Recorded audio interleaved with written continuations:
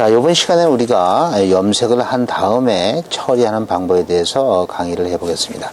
자, 이것은 우리가 지난번에 설명드린 바와 같이 투톤, 그 다음에 한 3번 정도 우리가 색상을 해서 염료로서 컬러를 냈습니다. 전에 가죽공예를 배우신 분들은 이걸 면으로 문대서 그 다음에 광을 내가지고 그대로 사용을 하셨습니다.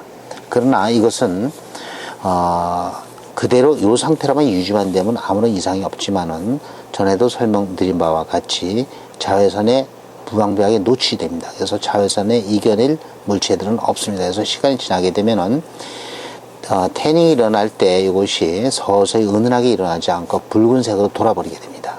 그래서 우리가 가죽을 보면 자연스럽게 태닝이 된 건지 아닌지 구별을 할 수가 있습니다. 두 번째는 습기에 대해서 무방비합니다. 물 묻은 손으로 만지게 되면 바로 물이 침투해 들어가고 얼룩이 남게 됩니다. 그 다음에 지금 현재는 괜찮습니다만은 우리 손에 바른 로션이나 이런 걸 자꾸 문대주면 뭐 이상이 없습니다. 그러나 환경이 바뀌고 온도의 조건이나 습도의 조건이 바뀌게 되면 가죽이 트고 갈라지고 색상이 변질이 되게 됩니다. 그래서 이 경우에는 전에는 여기다 만약에 우리가 광약이나 마감제, 알바인더를 해주게 되면은 헝겊이나 붓으로 해주기 때문에 얼룩이 남게 됩니다. 그래서 그걸 회피하고 맛이 간다고도 표현을 하시죠. 그러나 스프레이로 했을 때는 아무런 문제가 없습니다. 그래서 이걸 더 매끈하게 해주기 위해서 지금 염색이 끝난 상태에서 우리가 알바인더를 뿌려주겠습니다. 이 알바인더는 자, 한 10cm에서 20cm 정도 거리를 띄우고 그대로 뿌리지 마시고 한번 싹 눌러보세요. 눌러서 나오는 양을 좀 측정을 하신 다음에 뭉치지 않게끔 이렇게 살살 뿌려주십시오.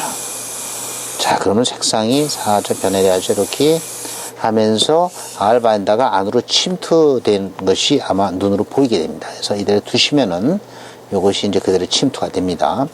이 상태에서 바로 마감제를 뿌려주시면 위험하죠. 이거는 완전히 말려주셔야 됩니다. 그래서 우리가 햇빛에서 한 10분 정도 아니면 실내에서는 드라이기로 말려주시면 됩니다.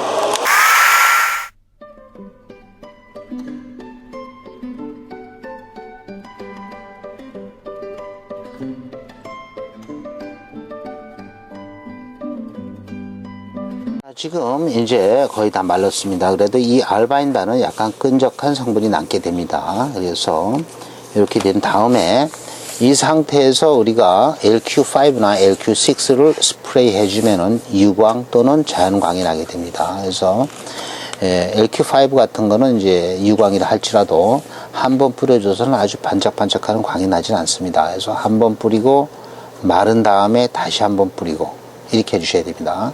그래서 이걸 뿌리실 때는 아까도 말씀드렸지 10cm에서 20cm 정도 띈 상태에서 한꺼번에 많이 뿌리면 얼룩이 남게 되죠. 그래서 이거를 그대로 잘 한번 뿌려보시고 나오는 양을 측정한 다음에 알맞게 눌러주시고 이렇게 뿌려주십시오.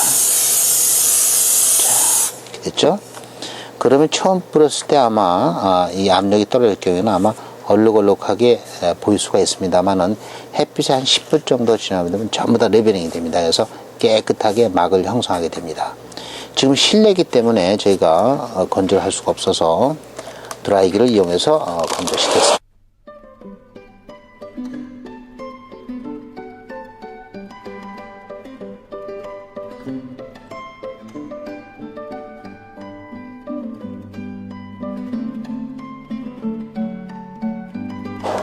자, 이렇게 해서 이제 1차 코팅이 끝났습니다. 지금 이제 아주 매끄럽고 자연스러운 광도 나고 그 다음에 이제부터는 뭐 물이나 이런 데 발수가 됩니다. 그런데 우리가 LQ5나 LQ6 마감제를 사용할 때 간혹 일어나는 경우가 있습니다. 벗겨지고 이런 경우가 있는데 그것은 우리가 알바인더를 주거나 염료를 줬을 때 그 수분이 완전히 마르지 않은 상태에서 LQ5나 LQ6 또는 마감제를 발라주게 되면은 백화 현상이 생길 수도 있습니다. 또는 이것을 스프레이 해 주실 때 비가 오는 날이나 공기 중에 습도가 많은 날에 해 주시면 또 부옇게 현상이 나타날 수가 있습니다. 그래서 가능하시면은 좋은 조건 하에서 스프레이 해 주시기 바랍니다. 자, 이렇게 해 놓으면은 이제부터는 완벽한 가죽이 됐습니다. 만약에 이걸 그대로 마감을 하지 않고 두신다면은 어느 시점인가 가서는 가죽이 모양이 색상이 변질되게 됩니다. 그래서 만약에 설명드렸듯이 마감을 하지 않는 것이 좋다면은 지금 국내나 세계적으로 나와 있는 모든 명품들이 마감을 하지 않고 나올 것입니다. 그러나 지금 명품이나 가죽 제품 중에서 마감을 하지 않은 것은 한국에서 가죽 공예하시는 분들 외에는 없습니다. 그래서 반드시 해주시고, 완전히 마른 다음에 다시 한 번만 이렇게 해주시면 되죠. 이렇게 해주십시오. 그러면은 전에는 헝겊이나 또는 우리가 붓으로 했을 경우에 붓자국이 남지만은 이것은 전혀 남지가 않고 아주 깨끗하게 납니다. 자, 다시 말리신 다음에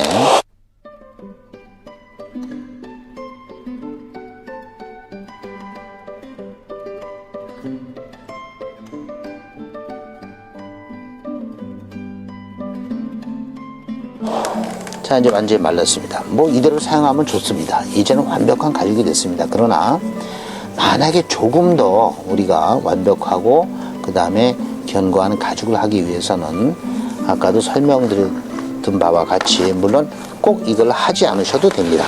그러나 저는 이게 좋기 때문에 테이프는 테이프 올려놓고, 자, 온도가 80도 정도 되는 곳에서 지그시 힘을 주면서 이렇게 눌러서 데려 주십시오. 나중에 가죽을 사용하시다가 너무 가죽이 구겨지거나 그 다음에 표면이 손상됐을 경우에는 가죽 마감제를 뿌려주시고 완전히 마른 다음에 이렇게 해서 테이프는 테이프를 놓고 다려질을 해 주시면은, 그러면 그 구겨진 것들이 깨끗이 다 펴지고 광택도 나고 상당히 안정성 있는 가죽으로 변화가 됩니다.